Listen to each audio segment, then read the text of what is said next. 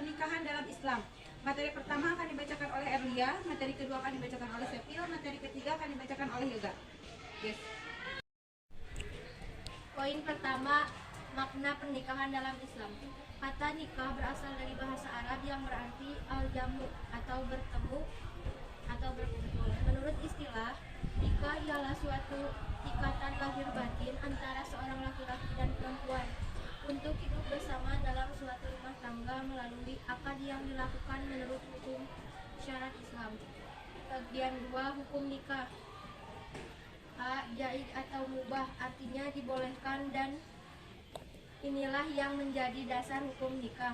B. Wajib, yaitu orang yang telah mampu atau sanggup memiliki bila tidak menikah, khawatirnya ia akan terjerumus ke dalam perzinahan. Bagian C. Sunat, yaitu orang yang sudah mampu menikah. Bagian D. Makruh, yaitu orang yang akan melakukan pernikahan dan telah memiliki keinginan atau hasrat. Bagian E. Haram, yaitu orang yang akan melakukan pernikahan tetapi ia mempunyai niat yang buruk. 3. Tujuan nikah. A. Untuk memperoleh kebahagiaan dan ketenangan hidup atau sakinah. Bagian B. Untuk membina rasa cinta dan kasih sayang. Bagian C. Untuk memenuhi kebutuhan seksual yang sah dan diridhoi Allah Subhanahu wa taala. Bagian D. Untuk melakukan atau melaksanakan perintah Allah. Bagian E. Mengikuti sunnah Rasulullah SAW. Bagian E. Untuk memperoleh keturunan yang sah. Fatihah. Rukun nikah dan syarat nikah. Rukun untuk calon suami syaratnya beragama Islam. 2. Atas kehendak sendiri. 3. Bukan mahram. 4. Tidak sedang ihram haji. Rukun calon istri syaratnya beragama Islam, tidak terpaksa, bukan mahram, tidak bersuami, tidak sedang dalam masa iddah, tidak sedang ihram haji atau umroh.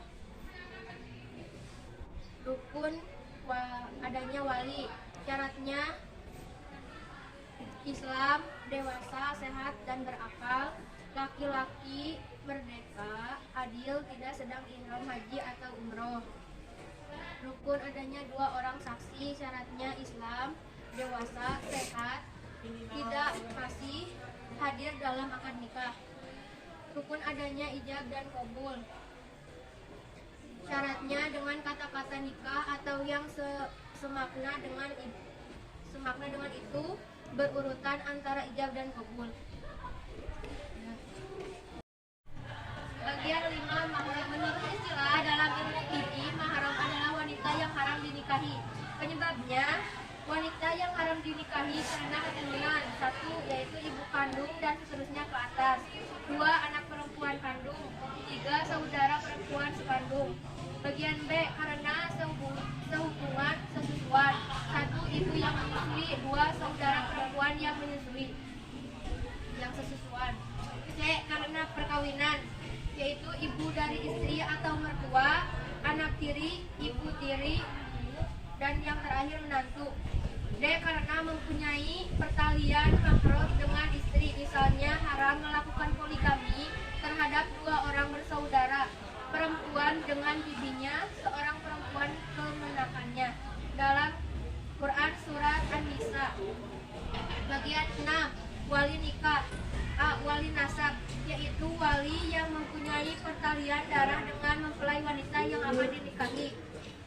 Yang pertama, ayah kandung.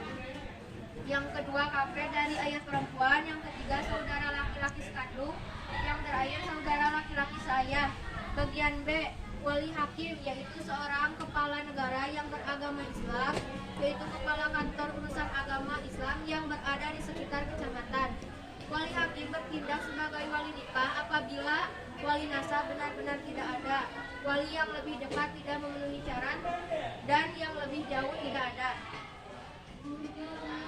Wali hakim berhak untuk bertindak sebagai wali nikah sesuai dengan sabda Rasulullah SAW.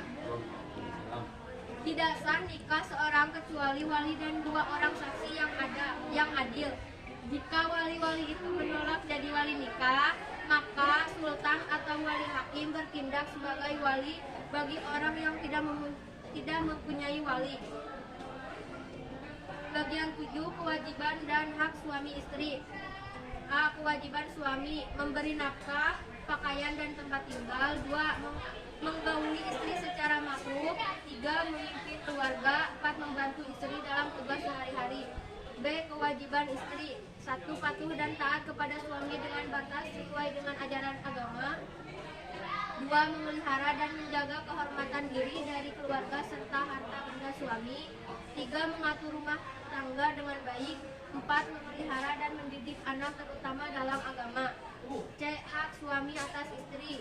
Ditaati dalam seluruh perkataan kecuali maksiat. 2. Dimintai izin oleh istri yang hendak keluar. 3. Istri tidak boleh puasa sunnah kecuali dengan izin suami.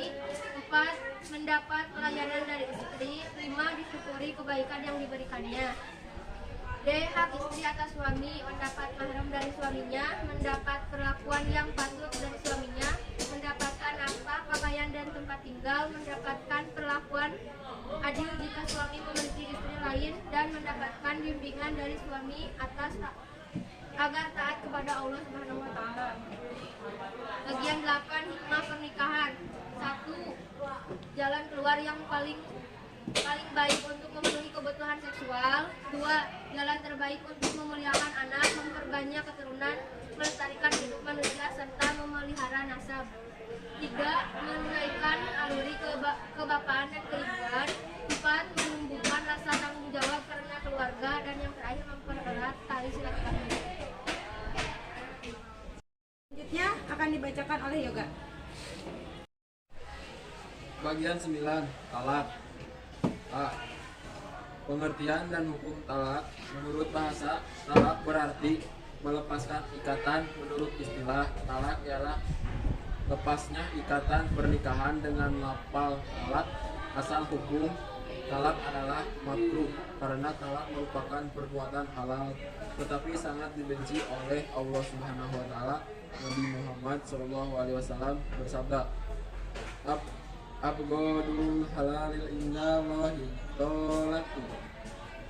Artinya, perbuatan halal tetapi paling dibenci oleh Allah adalah talak.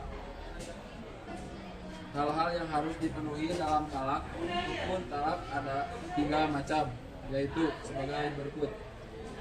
1. Yang menjatuhkan talak adalah suami. Syarat balik, berakal, dan kehendak sendiri. 2. Yang dijatuhi talak adalah istrinya. 3. Ada 2 macam cara menjatuhkan talak, yaitu dengan cara syar'i dalam kurung tegas maupun dengan cara kinayah dalam kurung sindiran. Cara syar'i, misalnya saya talak engkau atau saya cerai engkau. Ucapan talak dengan cara syar'i tidak memerlukan niat. Jadi suami talak istrinya dengan cara syar'i, jatuhlah talak maupun tidak berniat mentalaknya.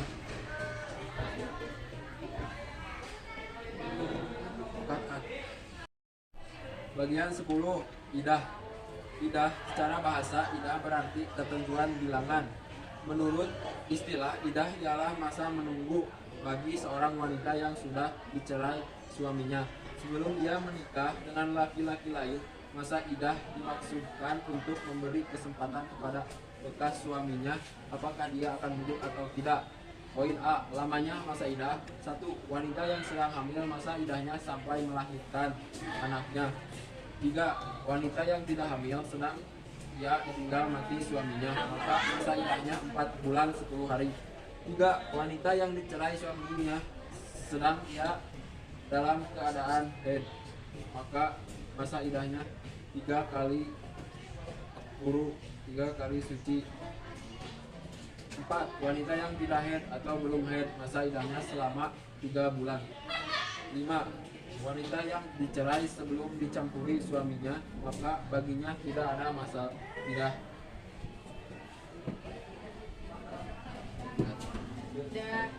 Akhir akan dibacakan oleh Sepil. Bagian 11, rujuk. Rujuk artinya kembali. Rujuk adalah kembalinya suami istri pada ikatan perkawinan setelah terjadi talak raj'i dan masih dalam masa iddah. A. Hukum rujuk.